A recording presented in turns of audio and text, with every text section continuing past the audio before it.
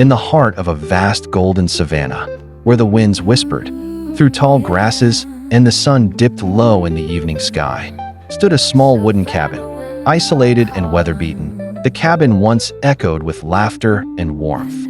It belonged to an elderly woman named Mama Nia, a gentle soul who lived alone except for her beloved companion, a fluffy white cat named Sula.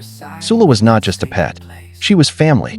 From the moment she was found as a kitten, trembling in the bushes, Mama Nia had taken her in, nursed her, and loved her as one of her own. Wherever Mama Nia went, Sula followed, graceful, soft-pawed, and ever watchful. Years passed peacefully, until the day the savanna winds grew still and Mama Nia's laughter no longer filled the air.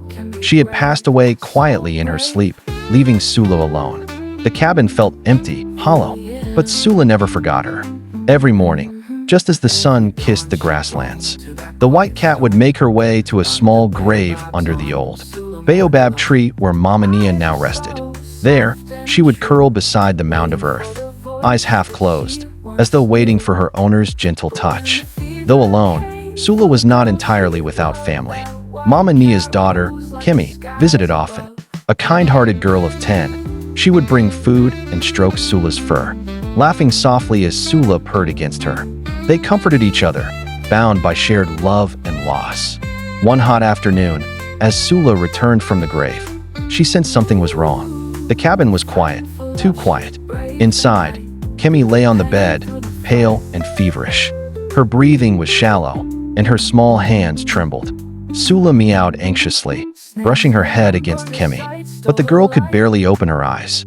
Instinct kicked in. Sula remembered the herb Mama Nia used to crush when Kimmy once fell ill, a healing leaf that grew near the riverbank, past the tall grasses and underbrush. Determined, the fluffy white cat darted into the savanna, her paws swift, her heart pounding.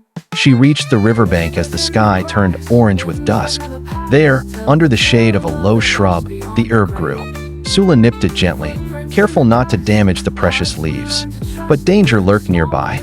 A rustle in the grass, a hiss, a snake, black and coiled, struck from the shadows. Sula leapt back, arching her body, fur bristled. The snake lunged, fangs bared. Sula fought like a lion, scratching, biting, protecting the herb clutched in her teeth. The snake, wounded but desperate, spat venom in her face. Searing pain shot through Sula's eyes, blinding her. She yowled in agony, stumbling, disoriented. Yet even as darkness fell upon her vision, her jaws clenched around the herb. Her mind held only one thought: Kimmy needs this.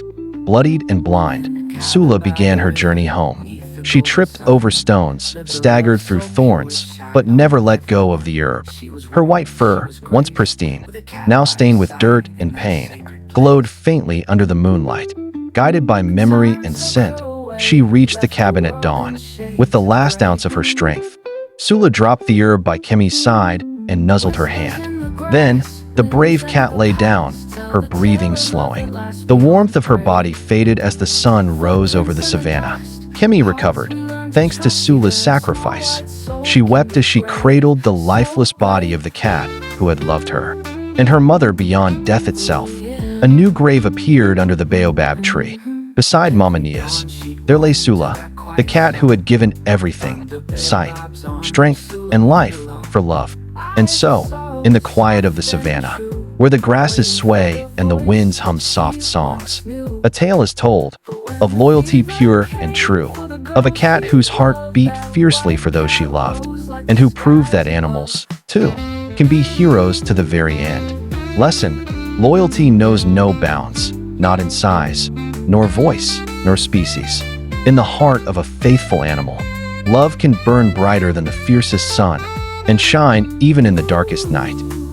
Fighting for love, she braved the night, through the pain, through the fright.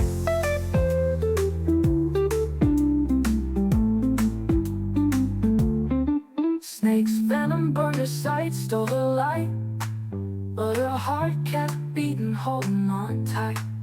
Her paws were weary, her breath was thin, but she brought the herb and let love win. And she laid her head no more to roam, found her rest, her